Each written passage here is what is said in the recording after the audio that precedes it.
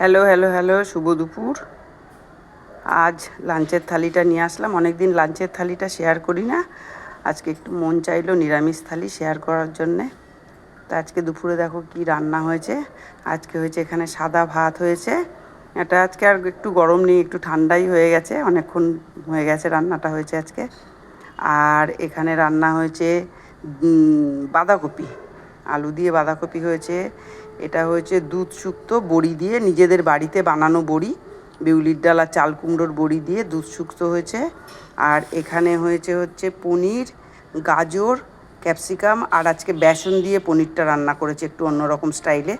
আর এখানে হয়েছে টমেটো, খেজুর আর তেঁতুল দিয়ে চাটনি। এই ছিল আজকে দুপুরের মেনু। আজকে থালিটা কেমন লাগলো অবশ্যই কমেন্টে জানিও। আর ভিডিওটি ভালো লেগে থাকলে পরে লাইক কমেন্ট শেয়ার করতে ভুলো না। আজকের মতন টাটা।